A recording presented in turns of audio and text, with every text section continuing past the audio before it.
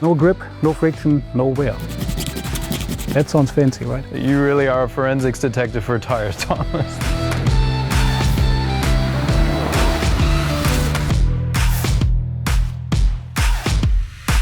Hey there, and welcome back to the Continental Tires Garage. Have you ever wondered what really happens when a tire meets the road? If you have, then you're in the right place. If you haven't, well, today you're going to find out that thing you never knew you wanted to know.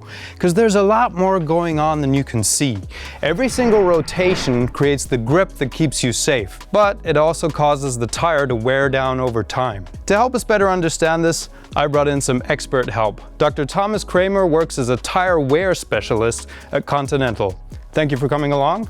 Thanks, Daniel. Pleasure to be here. Of course. So tell me, what do a magnifying glass, some erasers, and a toy truck have to do with high-tech tires? I thought we were talking about tire wear today. Daniel, we will, no worries. But in order to understand tire wear, it's important to think a little bit like a forensic detective. Okay. We have to look for the fingerprint a tire leaves on the road. And actually this eraser here, that's a perfect first clue to show that tire wear is an inevitable result of friction. And friction is crucial for road safety. Okay, so a bit of forensics in the garage? I like the sound of that. Let's start the investigation. Let's start with the evidence first. So we have two surfaces here, metal and sandpaper. Can you feel metal? It's super smooth, right? Yeah, sure. It won't provide friction, at least not properly. So let's use this toy truck here to see what happens. Can you see? The tires aren't even moving, right? No grip, no friction, no wear. If you take the truck now to the sandpaper, which is super rough. Oh yeah, you can really hear the difference. It sounds like the tire is being ground down. In fact, they are. So here the interaction between the tire and the road starts. Mechanical stress on the rubber, creating friction. Finally, the rubber shears off and leaves behind a trail of particles behind the truck. This sandpaper is a super extreme example. That's what we call abrasive wear. To keep in mind, there are other wear phenomena that are also happening, which are not so extreme like this. Fair enough. These particles, that's what we're interested in today. True. That's a trail of particles left behind.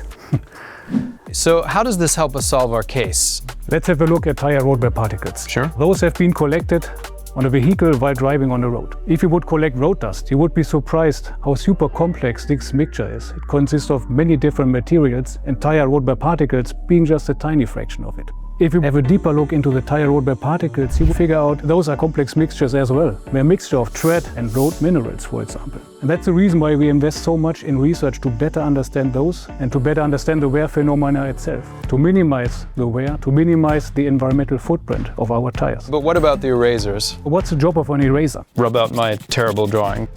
So let's start. The rubber takes off the pencil line and leaves behind a crumb of rubber. If we would analyze now those crumbs, you would figure out that's no longer pure eraser rubber. It's a mix of graphite from the pencil, paper fibers, and of the rubber. Okay, but if I compare that to a tire, doesn't that mean I'm constantly losing rubber? This is the one way of seeing it. You could also say the tire is doing its job, like the eraser is doing the job. So safety is created where tire and road meet. But how can you measure the amount of wear particles in the real world? It's really tricky, and we have various techniques in order to measure the weight loss of a tire while driving. So one is we go to the laboratory. As an example here, a test specimen runs on different surfaces which you can choose, and you measure the weight loss after this wheel has rotated for a certain amount of time. Okay. We also use real tires that are pushed against a rotating drum. With this we can nicely control temperature and pressure, plus we save testing time compared to running outside with a real vehicle. Okay, so I guess the ambition is to find the perfect balance, minimize tire wear while making sure that the tire grips the road with confidence. Exactly. And one example I would like to show you, together with the Technical University in Braunschweig, this vacuum nozzle has been developed. Wait a minute, a technical vacuum cleaner for tires? Why don't you just sweep up the particles from the road?